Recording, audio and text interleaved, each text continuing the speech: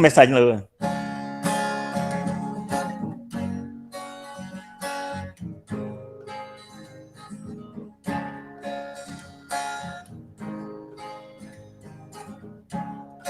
Hoje estou aqui, vivendo neste mundo de ilusão. Nada que eu tenho pertence a mim. Quando aqui cheguei, nada trouxe, vim com as minhas mãos vazias. Eu trouxe comigo um passado que eu não sei nem quem eu fui. Eu sei que foi preciso tudo esquecer.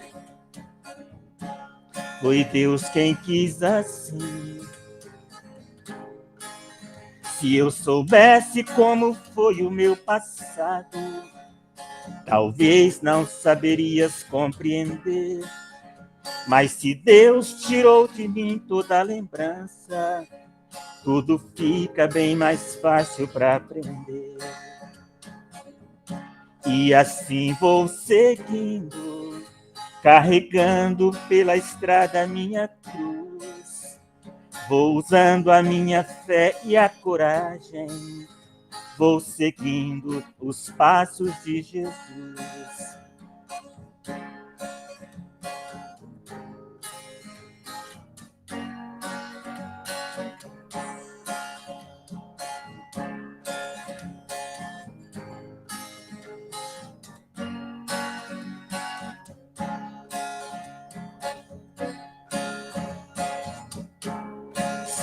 Se eu soubesse como foi o meu passado, talvez não saberias compreender. Mas se Deus tirou de mim toda a lembrança, tudo fica bem mais fácil para aprender. E assim vou seguindo, carregando pela estrada minha cruz. Vou usando a minha fé e a coragem, vou seguindo os passos de Jesus. E assim vou seguindo, carregando pela estrada minha cruz. Vou usando a minha fé e a coragem, vou seguindo os passos de Jesus. Ficou beleza agora? Então tá bom. Coisas da vida.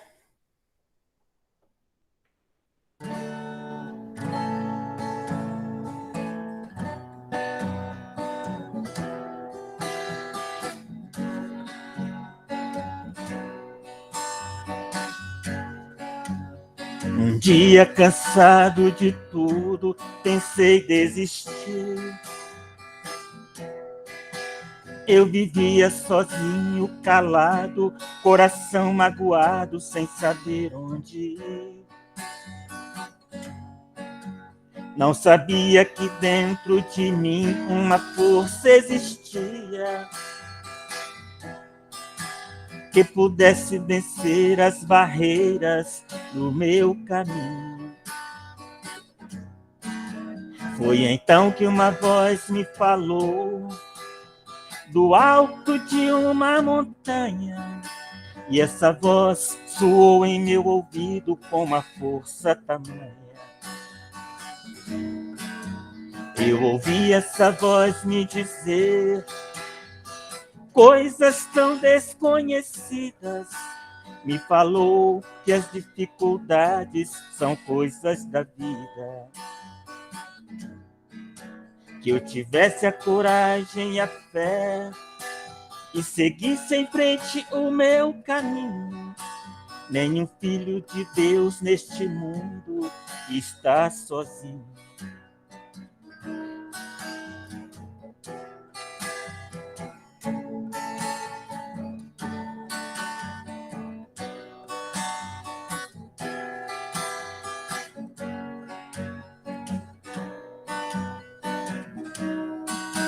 Foi então que uma voz me falou do alto de uma montanha, e essa voz soou em meu ouvido com uma força tamanha.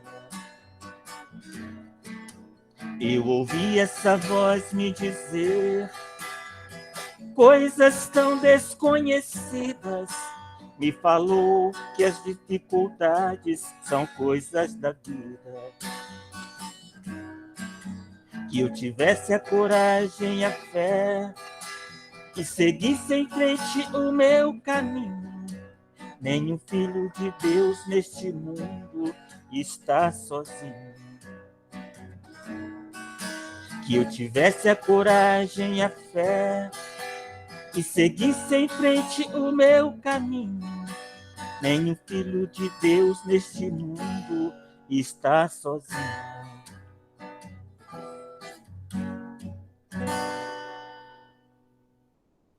Coisas da vida.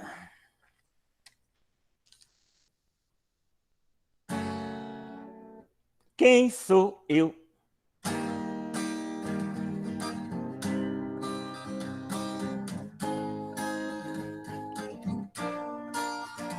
Quem sou eu? Aonde estou? Em silêncio me pergunto para onde eu vou. O meu pensamento vai aonde eu não posso ir. Para onde vou? Vou buscar em Deus as verdades que eu preciso ouvir.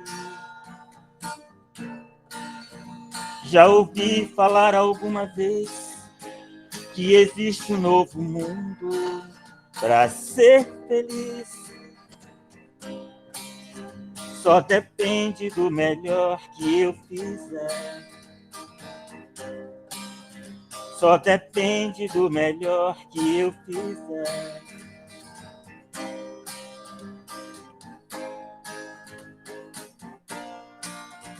Quem sou eu? Aonde estou? Em silêncio me pergunto para onde eu vou.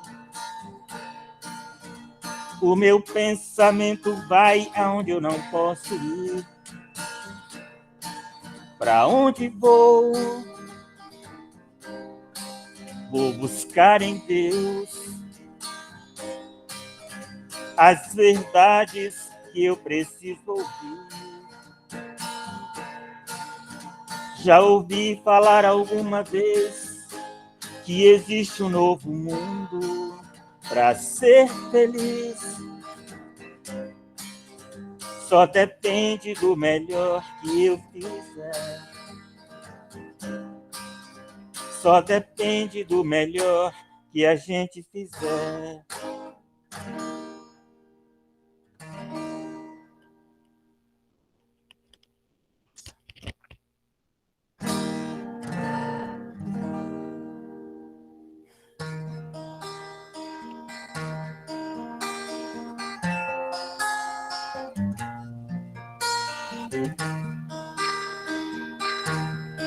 Vinde a mim, você que está cansado, você que está aflito, que eu te aliviarei. Segue o meu caminho, que eu te conduzirei. Eu te darei abrigo, nunca te deixarei. Se sentes tão sozinho, não desespere, ó meu irmão, eu estarei contigo. Tenha confiança, eu sou seu amigo. Eu estarei contigo, tenha confiança, eu sou seu amigo. Jesus.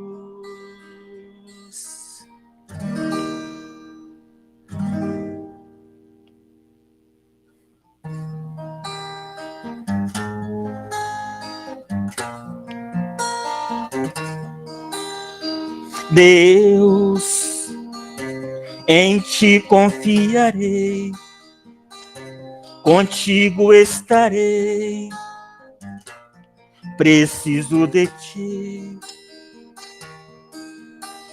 Deus, segura em minhas mãos, me envolva em seus braços, toca meu coração, por toda a minha vida te louvarei, nos pensamentos meus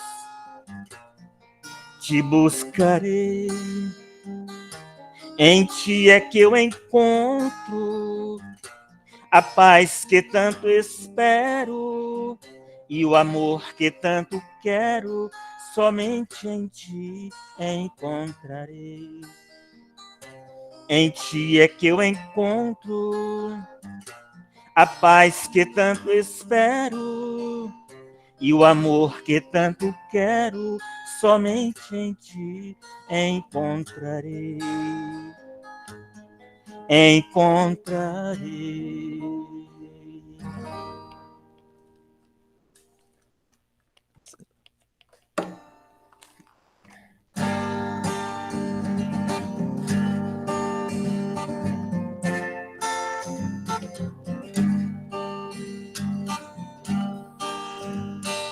Quando o amor reina nos corações,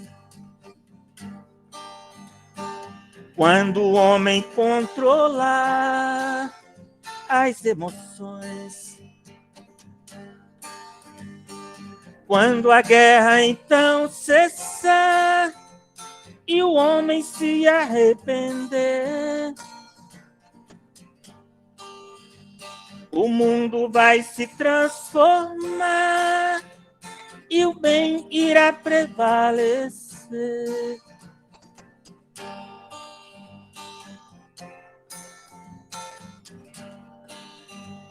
A tempestade vai passar e o mundo verá a luz.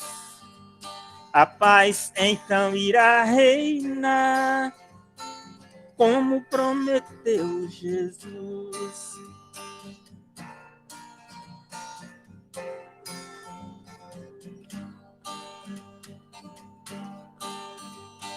Quando o amor reina nos corações,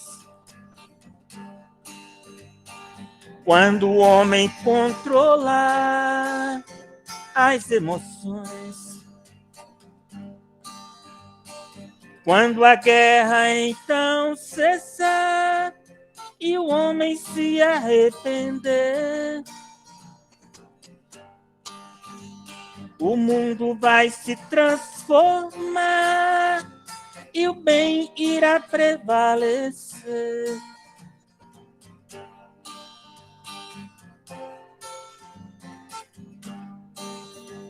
A tempestade vai passar e o mundo verá a luz. A paz então irá reinar, como prometeu Jesus.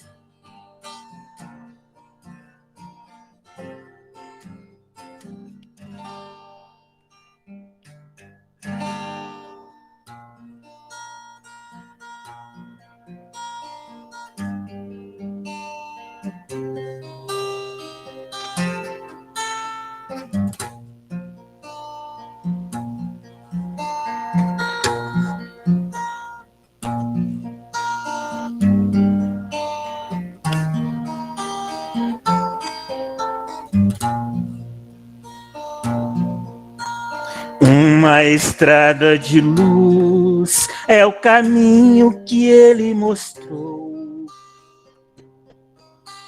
Quando pisou nesta terra, deixou para nós o exemplo de amor. Quando pisou nesta terra, deixou para nós o exemplo de amor. Estrelas que brilham no céu, iluminam a terra e o mar.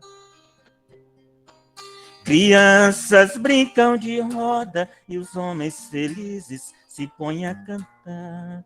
Crianças brincam de roda e os homens felizes se põem a cantar. E assim todos se vão, seguindo a estrada de luz. Todos servindo e amando, no fim dessa estrada encontram Jesus. Todos servindo e amando, no fim dessa estrada encontram Jesus.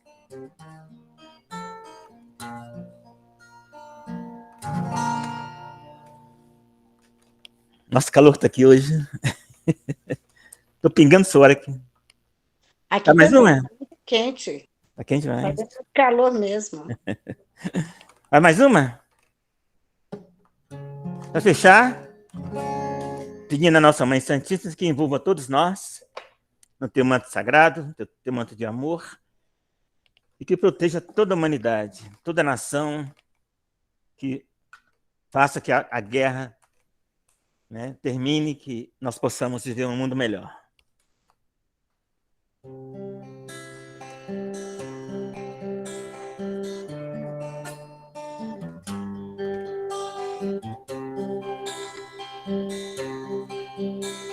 Ó Virgem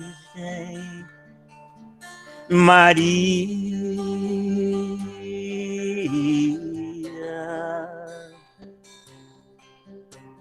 vem olhar por nós,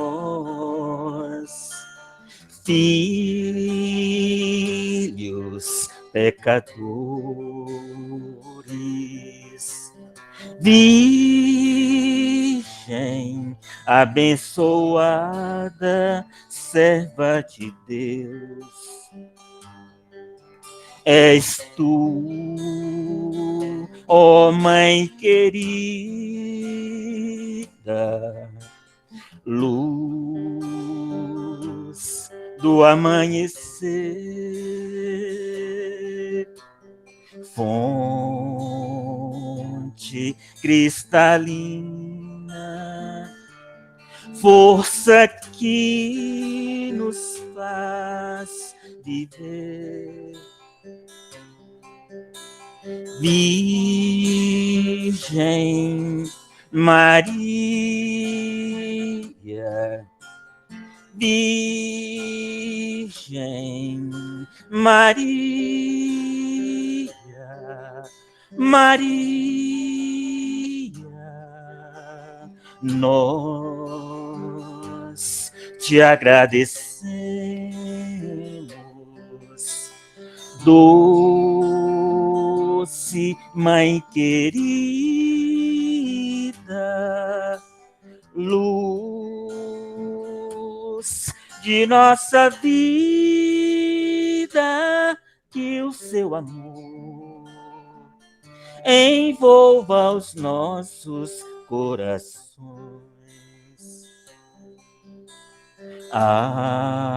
Amém. Amém.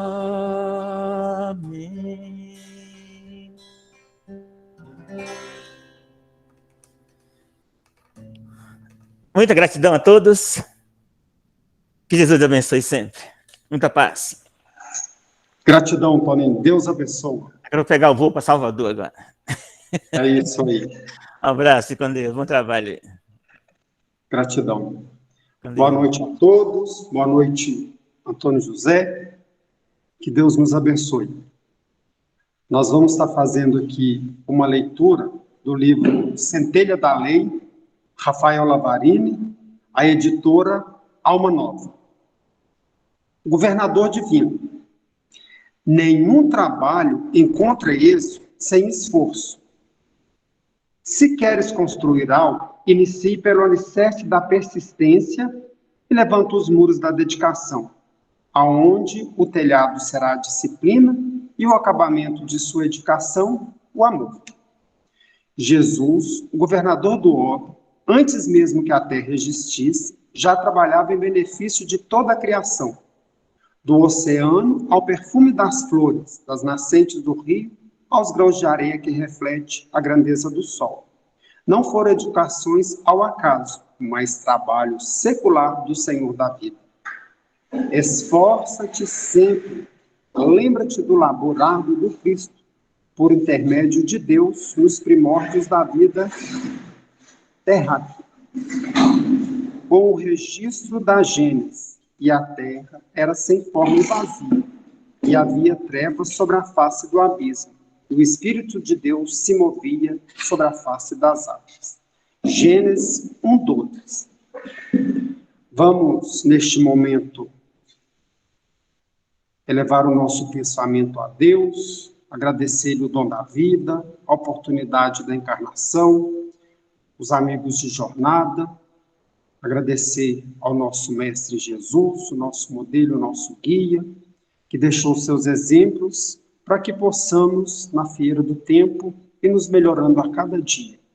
Agradecer a espiritualidade amiga que se faz presente, que ela esteja do nosso lado, abrindo os nossos corações para o entendimento do estudo, e esteja do lado do nosso irmão Antônio José, para que ele possa trazer para a gente bastante esclarecimentos, para que possamos aprender, compreender e vivenciar. E, Senhor, esteja visitando todos os nossos irmãos que se encontram em dificuldades, com pensamentos não bacanas. Que uma gotinha do seu amor possa acalentar o coração de cada um. Nós te agradecemos por esse banquete espiritual que nos é oferecido essa noite. Sede conosco hoje, agora e sempre, que assim seja.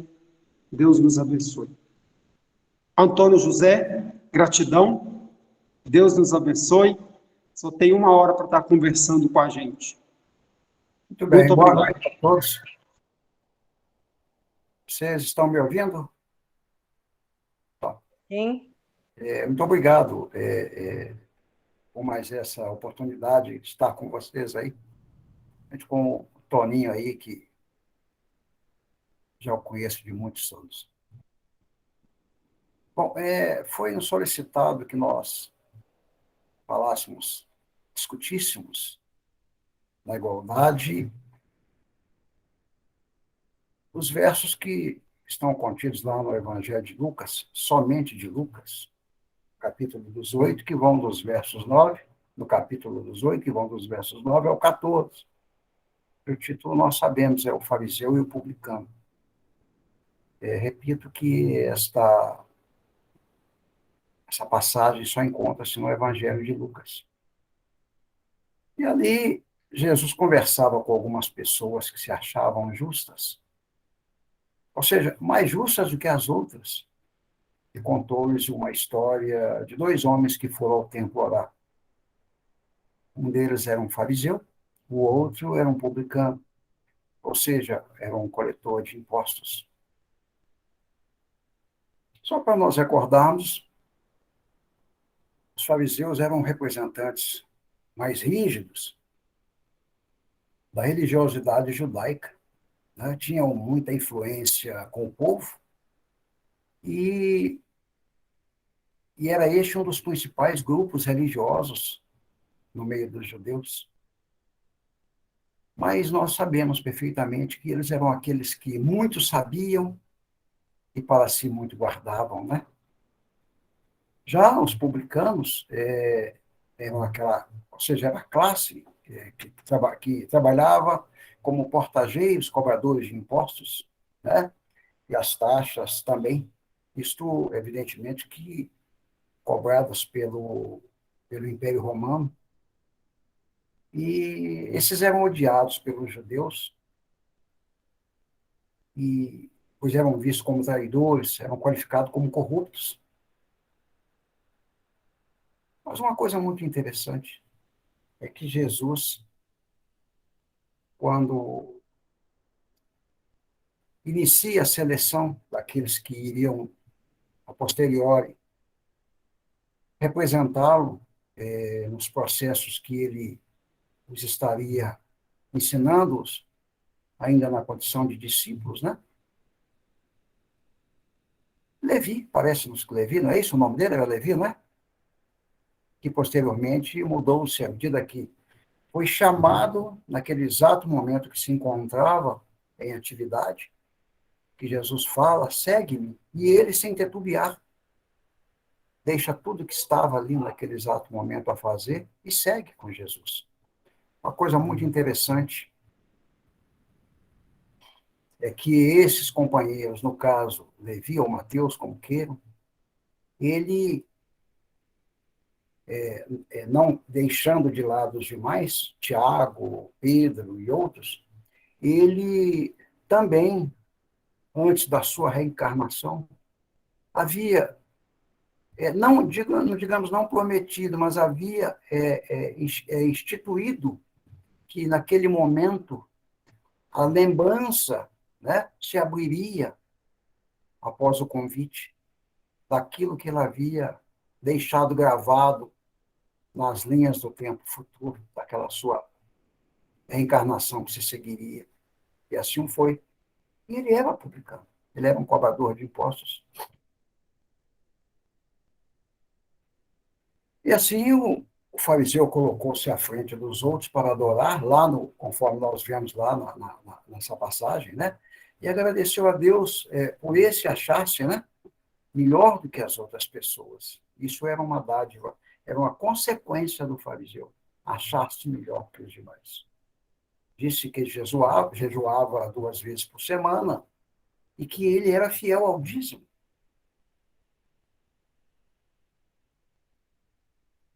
Já o publicano, nós vimos que de pé onde estava, segundo narrado, ou seja, inclinou-se a sua cabeça e disse, orando, né? Ó Deus, tem misericórdia, tenha misericórdia de mim, pecador que sou. Aí uma situação muito interessante, porque ele se condicionava pecador diante dos atos que ele poderia estar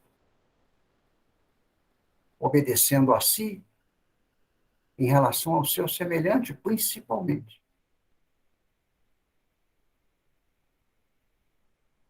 Por isso ele vai em busca deste perdão.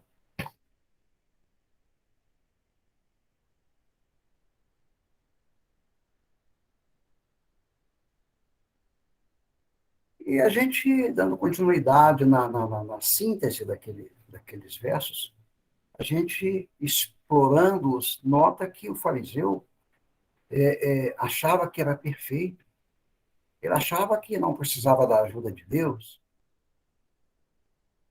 como dissemos, ao contrário do publicano, que sabia da sua imperfeição. Ele sabia da sua capacidade, mas que ela era falida, ou seja, ela era impossível por ele de dar continuidade à proposta de Jesus. Amar ao próximo como a si mesmo.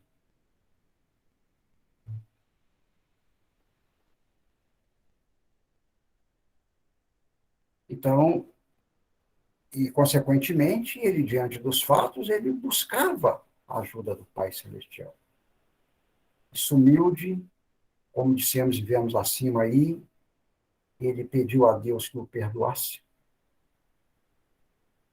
E uma coisa muito interessante, que diante da narrativa de Jesus, o próprio Cristo fala que as pessoas deveriam ser como o publicano.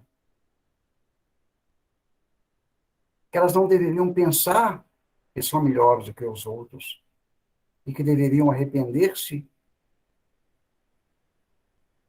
dos seus pecados e pedir a Deus que os perdoasse. Lá no Sermão do Monte, nós achamos, quando Jesus nos ensina, não me lembro o verso,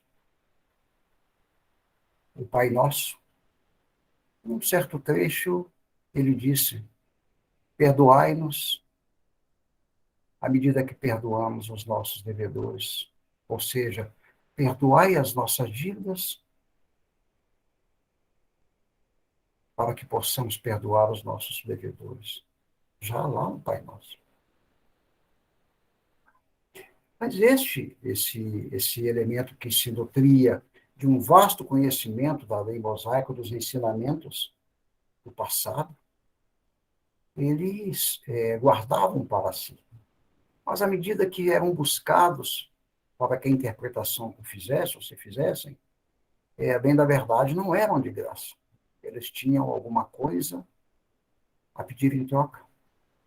E isso estava fora de uma proposta, digamos assim, aquela que Jesus veio a nos ensinar.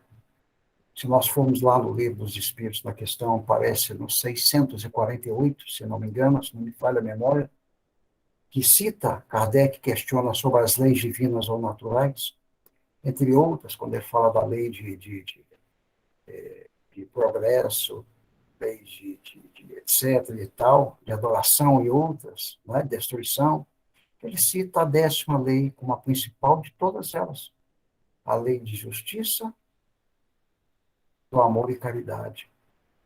Mas Jesus deixa claro aí, ou os espíritos, nessa narrativa que nos traz, nessa 10ª lei que eles qualificam como a mais importante de todas, quando fala justiça, não é ser justiceiro, mas é ser justo. Não é ser iguais a esses fariseus. Jesus, então, pedia-nos que nos tornássemos menor entre o maior, dando-nos aí alguma forma de entendermos o que bem queria dizer. Olha, o que vemos nesta parábola, o que nós vemos? Que Jesus fala aí de 2 homens, não é isso? Fala de um publicano, fala do fariseu. Ele fala que o fariseu fez uma oração que basicamente falava o quanto ele era bom. Menosprezando assim, evidentemente, o publicano, que por sua vez fez uma oração falando sobre o quanto ele era pecador. Nós temos visto nos dias de hoje uma forma muito expansiva, ou expandida, digamos assim, desse termo pecado. Ele está em todas as nossas ações, no olhar, porque muitas das vezes o nosso olhar é maligno, e aí nós pecamos. Ele está no nosso sorriso, ele está nas nossas ações, nos nossos comprometimentos. Isso é grave, muito grave. Uma certa época, parece-nos que numa obra chamada Lindos Casos, de Bezerra de Menezes, um dos textos que lá foi exposto, parece-nos que por Chico, conta-nos que uma certa família encontrava-se em alta dificuldade e que o pai, ou seja, o ponto de equilíbrio daquela família, estava em alta dificuldade do campo material, financeiro, além de outras situações, no campo da enfermidade material, da enfermidade espiritual. Isso em decorrência de situações passadas que eram qualificadas também como pecado. Por virar as costas ao semelhante, por dar prejuízo ao seu semelhante, por buscar ser melhor do que o semelhante nas suas atitudes. Mas apareceu-lhe uma luz, um certo companheiro, evidentemente que esse estruturado e indicado pelas esferas superiores, e disse a ele que ele fosse até a Federação Espírita Brasileira, na época no estado do Rio de Janeiro, e que aguardasse, no final da reunião de uma noite, um senhor que, ao descer as escadarias de tal local, que seria por ele reconhecido pelas suas vestes, em que trajava, dentro da humildade, mas como ponto básico de reconhecimento, uma barba densa, branca, que buscasse apoio junto àquele ser, sobre aquele homem. E assim foi. a esposa num processo de obsessão, já partindo para outras escalas desse processo, subjugação e até por aí afora. A filha acamada com um índice muito alto de febres, mas que supõe ser, além do impacto de uma doença material, proporcionada, evidentemente, pela falta digamos, de um pouco mais dessa fé relacionada pelo campo espiritual. Chegando lá, ele disse àquele companheiro que estava descendo, sem saber quem eu era, disse-me: Senhor, venho a ti em busca de ajuda. Sou um homem devedor, sou um homem pecador, porque o egoísmo, parte, ou se não todos os vícios, se me fazem presente. Mas um momento, eu busco uma mudança, senão, quem sabe, caminhar pela porta que me é verdadeiramente aquela que nos é intuída, que é a porta estreita, conforme está citado e me foi dito lá nos evangelhos. Eu rogo a ti, Senhor, em nome de Deus, dá-me suporte. Não tenho alimento no meu caso, no meu lar. A minha esposa sofre por um distúrbio de loucura, porque não sabia ele o porquê daquela loucura. E tem uma filha acamada por vários dias, num processo variável de febre, que muito nos preocupa. E assim, Dr. Bezerra de Menezes, colocando a mão nos bolsos em todos, naquele paletó, digamos assim, surrado, entre outras palavras, e não encontra nada, pois tudo que tinha naquele dia já havia dado àqueles que o buscavam, inclusive o anel de formatura, e desse em troca a uma senhora de remédios, uma farmácia abaixo da que tinha o consultório. Mas ele lembrou de que a caridade de Jesus, para aqueles que verdadeiramente têm as suas leis no coração, como primazia, que o abraço poderia ser algo confortante, ou poderia ser o caminho ou a cura que está daqueles companheiros, daquele lar. Ele não titubeou e deu um abraço fraterno, um abraço cheio de conteúdo. E aquele companheiro disse: vá, transfira este abraço à tua esposa e à tua filha, porque assim iniciará a transformação na vida de vocês. E aguardemos o resultado que virá a partir de então. Aquele senhor, sem saber, evidentemente, do porquê daquilo tudo, confiando na palavra, né? Foi direcionado ao seu lar e chegou à sua esposa e disse a ela: mulher, resumindo, ele disse que abraçasse a você. E assim foi feito, e de quase imediato, ou se não de imediato, a transformação naquela mulher veio. E ela, compreendendo a situação, disse a ele: vamos à nossa filha e vamos transferir esse mesmo abraço à nossa filha. E assim foi feito. E ela, por sua vez, deixa aquele processo febril, voltando-se a uma normalidade, evidentemente que embasada todos aqueles espíritos protetores que até então se fizeram guardiões a partir de então naquele lar. E quando menos esperava, bater à sua porta uma pessoa a qual o havia, ou que estava ali para pagar-lhe uma dívida, que a ele era acreditado, ou seja, um elemento que o devia há muitos meses, por lá pagá-lo. E esse homem, após essa situação toda, ele disse, olhando para os céus, para o alto: Senhor, quantas foram as vezes que abaixei a cabeça não de vergonha, mas mostrando-me que eu não deveria olhar para aquele que era o meu semelhante, o meu próximo. Talvez, como disse, pelos vícios, tais como o orgulho, principalmente.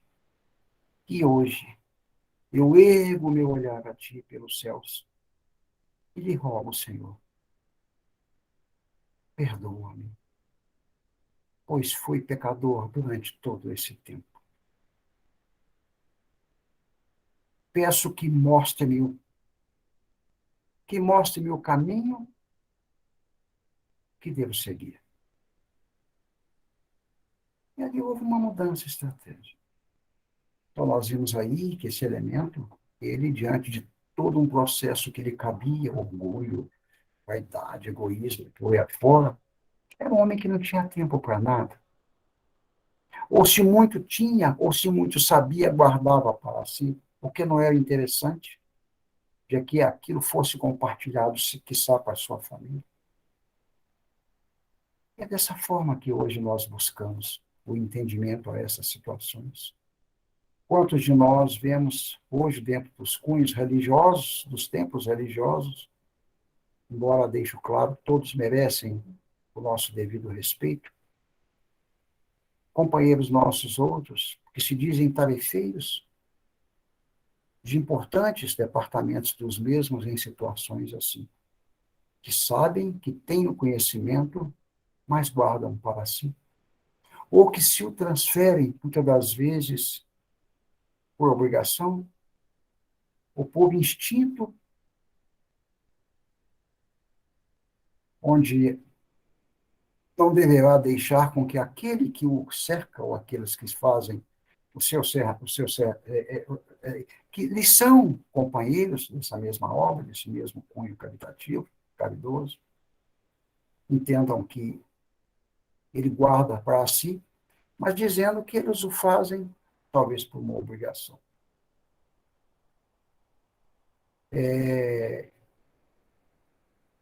Lembrando que a fé sem obras é morta. E assim, o que nós vemos nessa palavra? Jesus fala de dois homens, como já dissemos, que é um fariseu e um publicano. E nós falamos também que ele fez uma oração que basicamente falava o quanto ele era bom, o fariseu, menosprezando aquele seu semelhante. E este, por sua vez, buscando, através da oração, uma forma de mostrar-se ou qualificar-se como devedor, como pecador.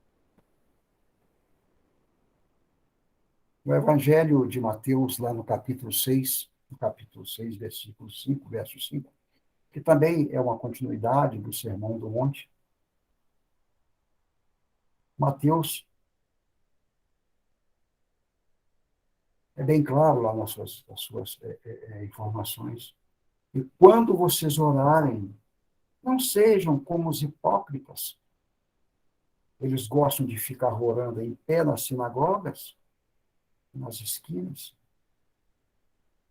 a fim de serem vistos pelos outros. E percebemos aí que o fariseu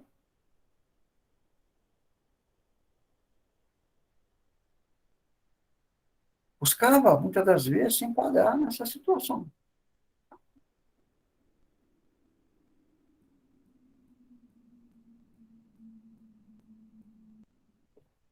Tudo aquilo que está escrito, tudo aquilo que nós processamos nos nossos estudos, tudo aquilo que nós recebemos como ensinamento, nas nossas reuniões, nos nossos cursos, nas nossas explicações públicas dentro de casas de cunho religioso, são bem claras.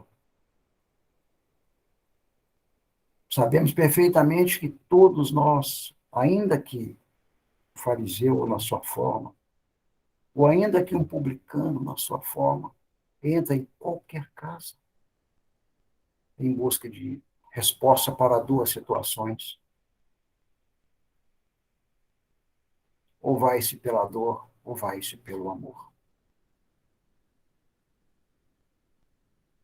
E vemos muitas explicações para isso.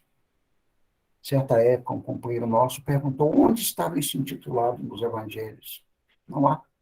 Pelo que eu saiba, não há. Porque tudo isso está contido em palavras de Jesus, quando ele fala de a dor do ser ou o amor do ser. Se nós buscarmos o processo de transformação da mulher adúltera, nós vemos que ela, naquele exato momento, era colocada à frente do Senhor para ser apedrejada a dor. E, no entanto, ela tornou-se um vínculo do amor após ser questionada onde estavam aqueles que a julgavam. E ela passou, então, a transferir aquele amor puro de Jesus para aqueles ao local ela fora tornar-se também uma moradora ou fazer parte daquele conjunto de homens cujas suas reencarnações no campo da evolução não eram satisfatórias no que se diz a respeito da saúde, no campo das enfermidades. Da mesma forma, a mulher de Samaria, à medida que Jesus busca como resposta a uma pergunta, dá-me desta água que tenho sede. E ali nós vimos que aquela mulher igualmente, ante todo o processo que a envolvia no seu dia a dia, que era o processo da dor, ou seja, um processo de que tudo estava bem, até que o bem lhe foi mostrado, quando ele disse a ela, dar-te-ei da água da vida eterna. Outro nosso companheiro, aquele que quando, nas entradas de Damasco, disse, Senhor, o que quer que faça? O que queres que eu faça? E esse homem passou a amar, à medida que ele reconheceu que a dor era algo que lhe fazia diariamente um homem bastante enganativo e enganador. E a partir daquele momento, o amor foi a sua maior. Não só prova do amor a Jesus, seu amor ao semelhante, mas como prova da razão. Porque ele, todas as suas estadas, em todas as suas cartas, em todas as suas localidades onde for a visitar, o amor era a base. Ora, se nós formos lá naquela carta de Coríntios, lá no capítulo 13, parece-nos que no 1 Coríntios, no capítulo 13, nos versos 1 a 13, que ele inicia um poema maravilhoso, mesmo que eu fale a linguagem dos homens ou dos anjos. Mesmo que eu tenha o dom de profetizar, de conhecer as coisas, sem o amor ou sem a caridade, nada sei. Ou seja, ali ele faz um papel de fariseu e ao mesmo tempo de um publicano, da qual era uma vida que lhe era comum, uma vivência comum nesse meio. Por que de fariseu? Porque ele fala, ele é claro, mesmo que eu tenha o dom de profetizar ou de conhecer as coisas do mundo. É o caso do fariseu. A gente sabe para ele.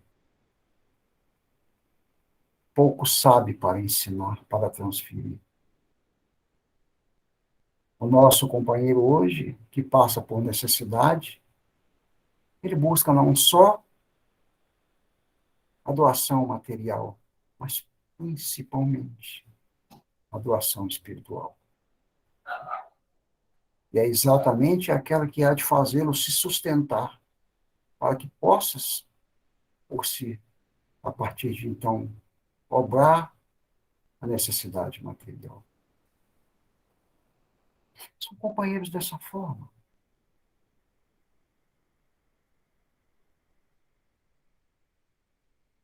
São companheiros que têm muito de si, mas que talvez por uma situação que lhe é peculiar, ou que talvez nem o saiba, guardam para si. E nós como aqueles que estamos caminhando dentro de um processo, conforme está lá, a questão 67 do Livro dos Espíritos, como Kardec questiona aos espíritos. Qual o objetivo da reencarnação? E, entre outras palavras, ele fala evolução.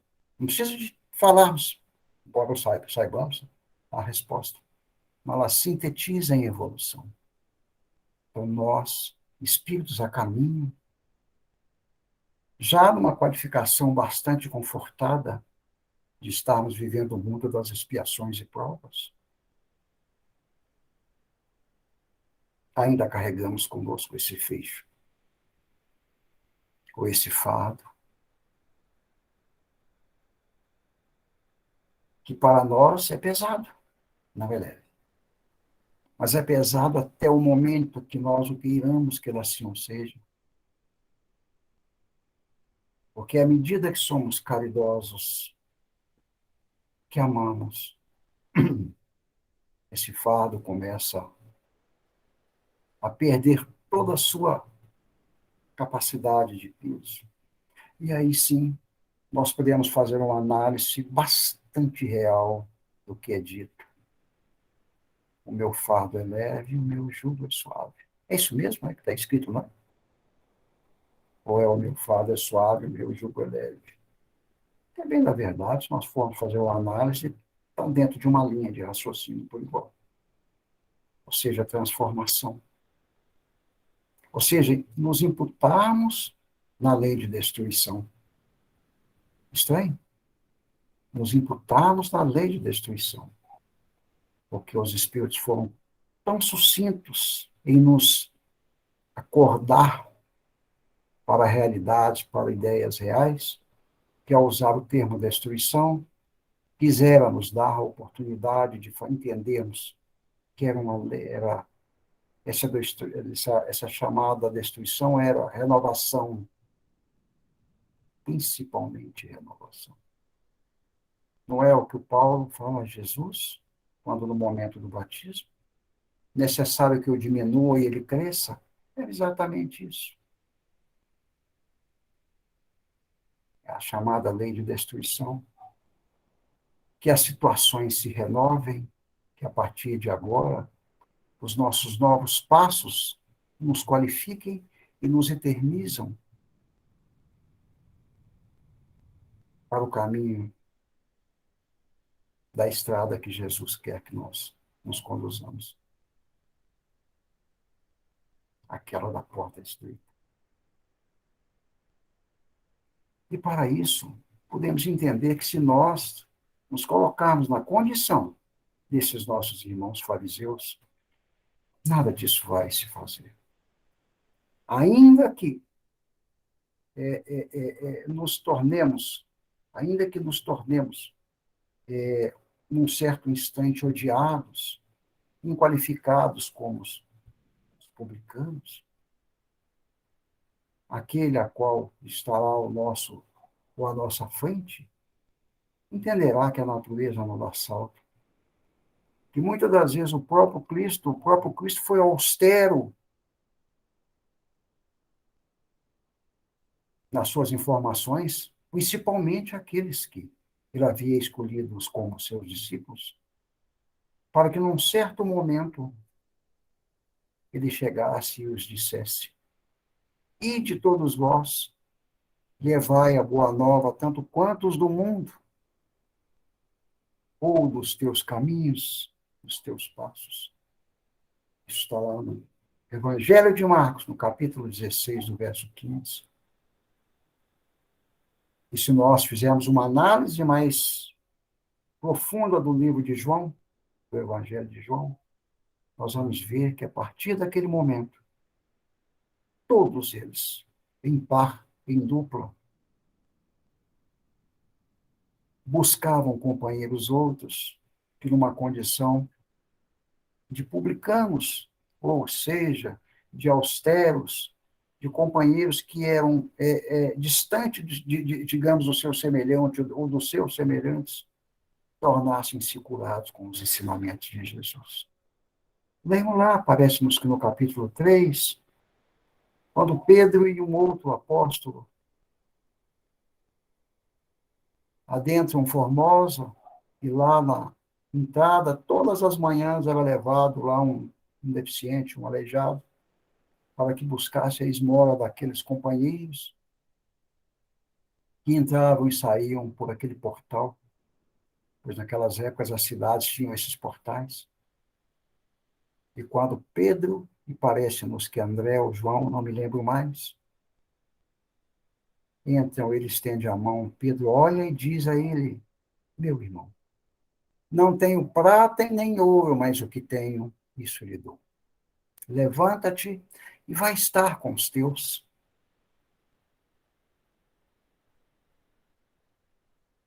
Essa era a proposta de Jesus.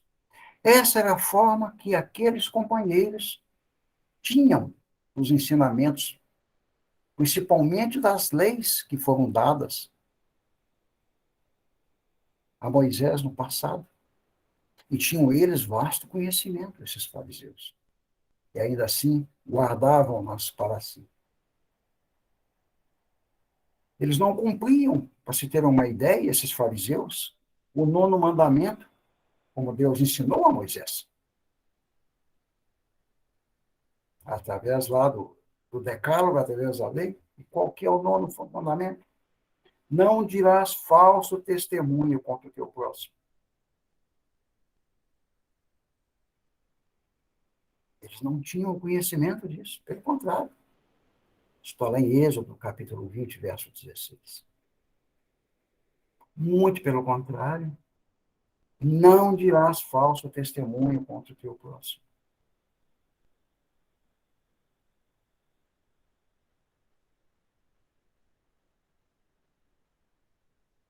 Fomos tarefeiros durante 28 anos, numa casa a qual temo-a como possivelmente a nossa escola primária e até a nossa formação, segundo ela nos deu dentro dessa oportunidade, que é a Casa de Bezerra de Menezes, lá no bairro de Santa Efigênia.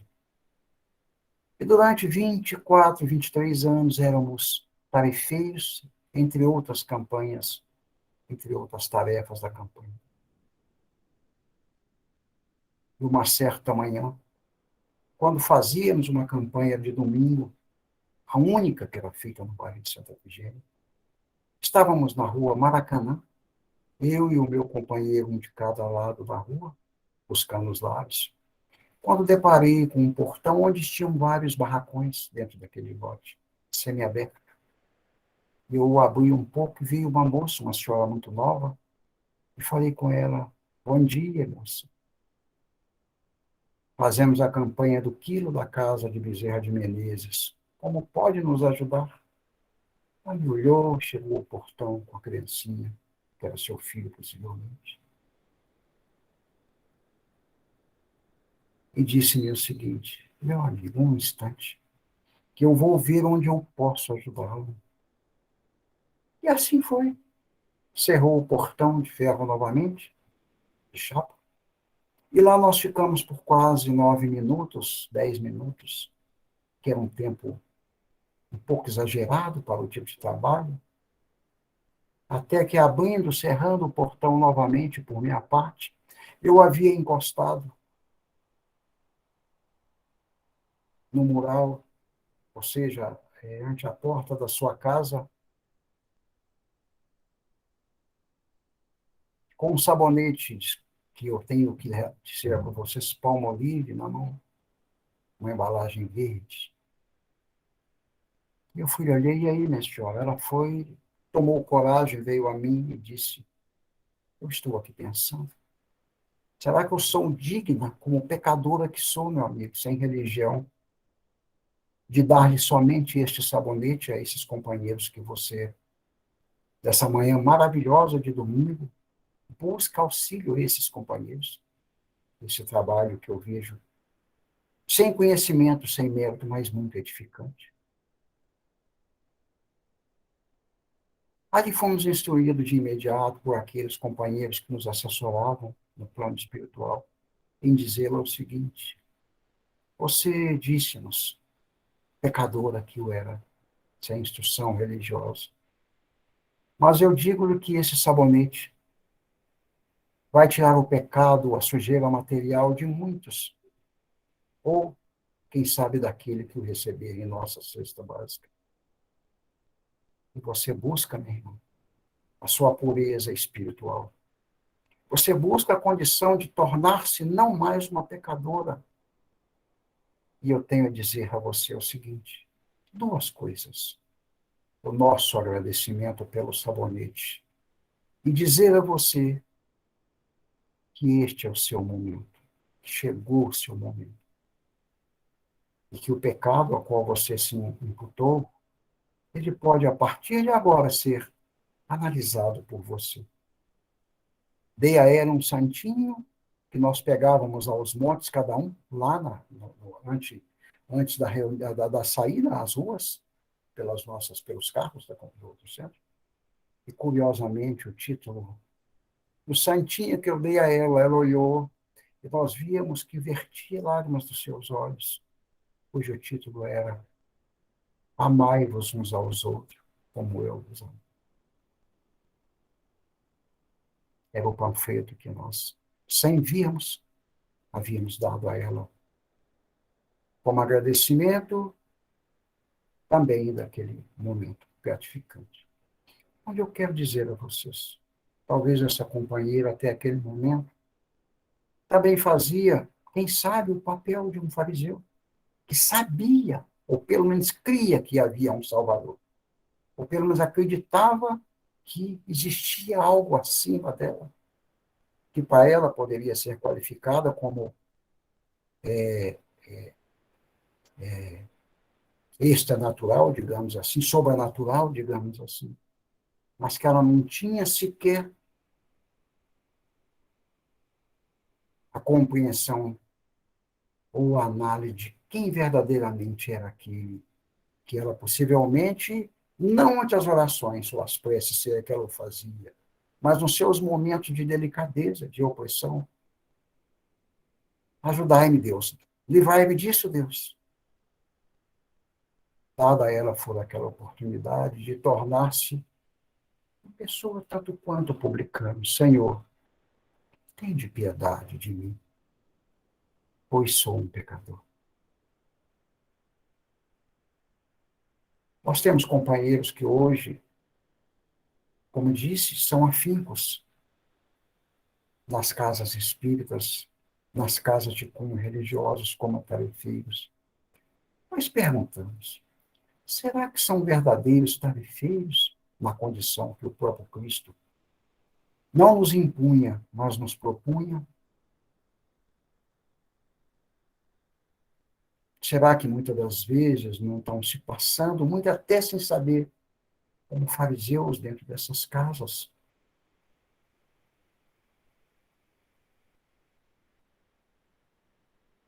É algo que faz-nos pensar.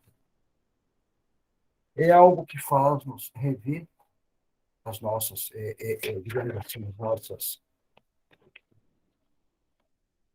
oportunidades e possibilidades ante estas oportunidades.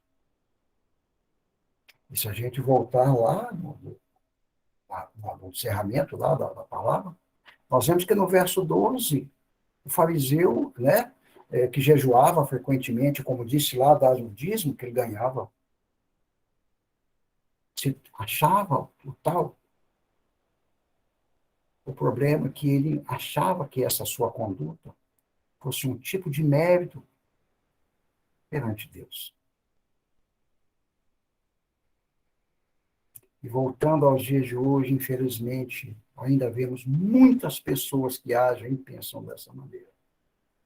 Como se estivesse lembrando Deus das suas práticas, principalmente no campo da religiosidade e da sua contribuição.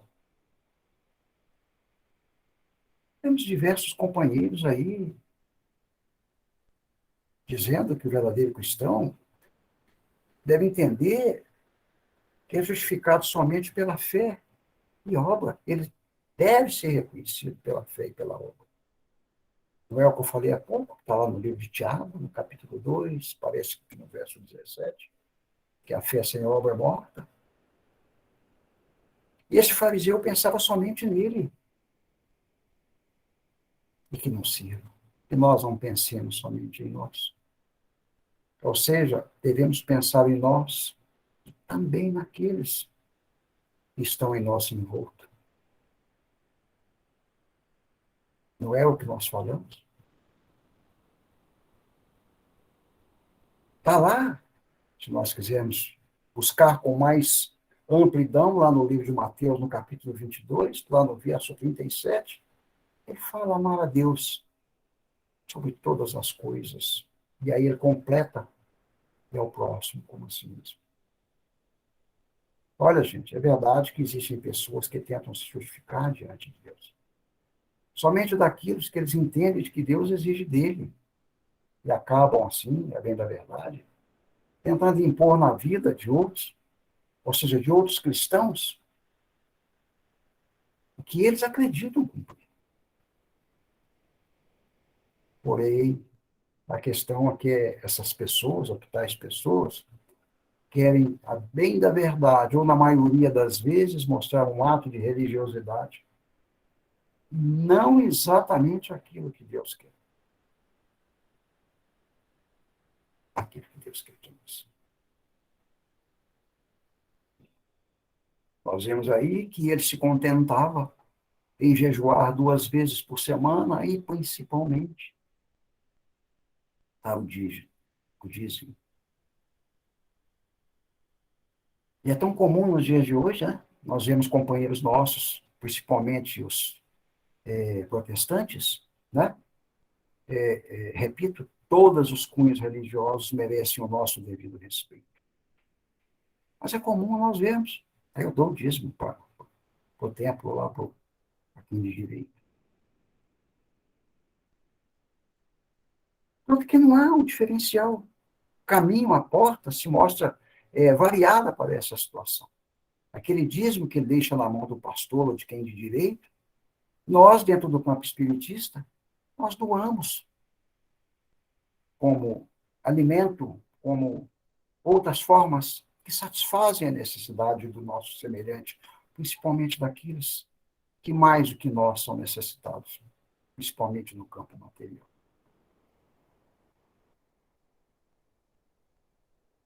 Só que tem um detalhe, o fariseu estava enganando ele próprio com as suas obras. Esse jejuar, esse doar, o dízimo. Lá no livro de Isaías, esse profeta maravilhoso, ele fala que as obras de justiça própria, ele fala que as obras de justiça própria são trapos de imundície. Está lá no livro dele, lá no capítulo 64, no verso 6. Esse profeta maravilhoso, que já havia nos previsto como onde nasceria o Salvador, onde nasceria o que eles chamariam de Emmanuel, digamos. Ele é muito claro.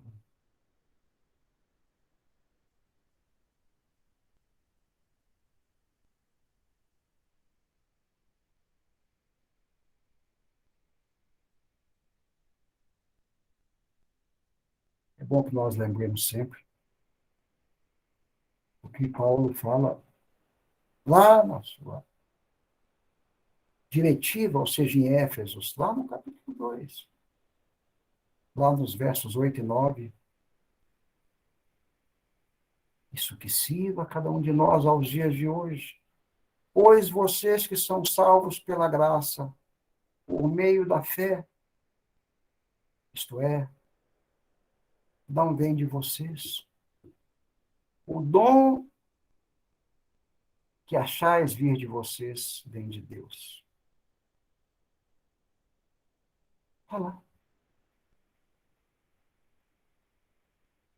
E aqueles homens, conforme isso, acho que Jesus narra, ainda que de uma forma dentro de um campo onde ele exemplificava como história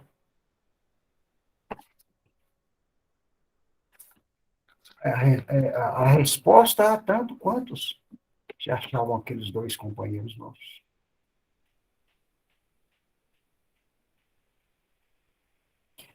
Vocês ou nós todos que estudamos aí, grupos de estudo, nós sabemos que naquela época as pessoas, lá, no contexto dos evangelhos, do Velho Testamento, as pessoas tinham o hábito, o costume de olhar olhando para o céu.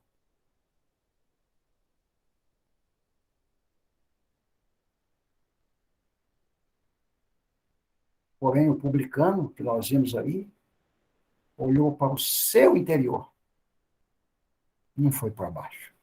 Ele olhou para dentro de si e, num certo instante,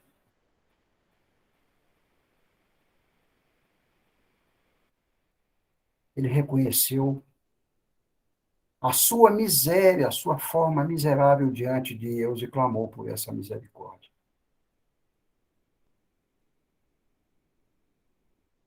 Falar que, embora eram cobradores de impostos, portageiros, que eles eram, embora detestados, mas Jesus tinha uma certa admiração por eles. E se nós quisermos mais alguns exemplos, talvez mais um, nós vimos que Jesus foi ao encalço, foi à procura de mais um portageiro, de mais um publicano. E bem o sabemos. Jesus, por um acaso, busca Zaqueu para a sua transformação. Porque aquele, tanto quanto Paulo, era um vaso dentro da sua proposta prometida. Não é isso? Zaqueu vai até a figueira, mas Jesus foi a Zaqueu. A curiosidade que Zaqueu tinha para conhecer como era aquele homem, o fez. Até então, estar naquelas condições. Mas Jesus foi a ele, que também era um cobrador de impostos. Então, meus irmãos, nós concluímos o seguinte, que a lição principal da parábola do fariseu e publicano, isso conclusão nossa, é a importância da oração, a importância da humildade, a importância de ser perseverante. Porque a humildade está lá no Evangelho. Ela alcança a exaltação. Enquanto que aquele que se julga exaltado acaba humilhado. Não é o que está escrito lá? Aqueles que se exaltarem serão humilhados e aqueles que se humilharem serão exaltados. Nós vemos uma coisa, na minha opinião, mais perfeita do mundo, que nos dá a oportunidade de analisarmos, não sei se é adjetivos, substantivos, não sei o que é isso, mas as palavras exaltar e humilhar. Duas ali são as formas diferentes para cada resposta. Porque aquele que se humilha, aquele que se torna simples, menor entre os homens, entre os maiores, ele será exaltado, ele será elevado, será considerado visto de bom. Porém, aquele que se exalta, aquele no campo da ignorância, que se extrapola, ele será humilhado, ou seja, será visto de uma forma conforme tentaram ver a mulher adulta naquele momento do apedrejamento. Conforme acharam que o Estevão o era e o apedrejaram.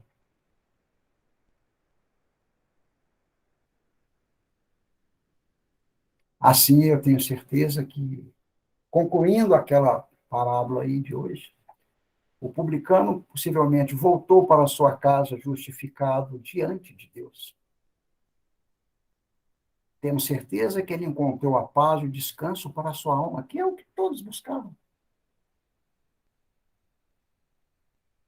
Porque ele se humilhou diante de Deus e foi exaltado. Pelo menos é o que Jesus nos mostra. E eu, para terminar essa oportunidade que nos foi dada nesta noite, eu tenho a dizer, não a vocês, mas a cada um de nós, que sejamos também como publicano dessa palavra. Em todos os nossos momentos, da nossa vida. Que nós venhamos a todos os instantes a clamar por Deus, por sua misericórdia, e reconhecer que diante dele nós não somos nada.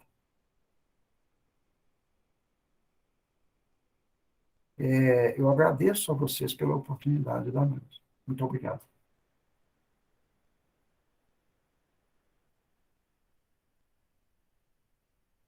Claro? Então, nós vamos levar os nossos pensamentos a Jesus, a toda a espiritualidade que dera-nos a oportunidade de, mais uma vez, portarem-se ou aportarem-se em nossos lares companheiros outros inúmeros do plano espiritual, que igualmente na condição de um fariseu, quiçá de um publicano, se fizeram presente ante desse maravilhoso banquete que ora se processou. Companheiros esses no campo da ignorância, companheiros esses que vieram estar conosco em nossos lares, espíritos das mais diversas categorias, ainda que sem o conhecimento da sua realidade viva. Para que através de então, sejam, a partir de então, levados a escolas de planos superiores. Quem sabe, para que possam, a partir de amanhã, estarem conosco, auxiliando-nos, dando-nos a oportunidade de que cada lar a qual que nos é aberto para esse trabalho tenha a sua luz modificada para mais. E quem sabe, Senhor, que nesta oportunidade esses nossos irmãos, reconhecendo a Ti como um verdadeiro Pai, como um único Pai, tragam como bagagem para a sua nova investida no campo de uma nova vida material e espiritual. O nosso agradecimento também aos companheiros que aqui se fazem presente. O nosso agradecimento, Senhor, a Ti, lembrando mais uma vez que as nossas orações, as nossas preces, dirijam-se ao homem, ao atual ditador, que tenta provar e trazer-nos o desequilíbrio ao planeta. Que ele reconheça, Senhor, que ainda que não saiba proferir a Ti, com humildade,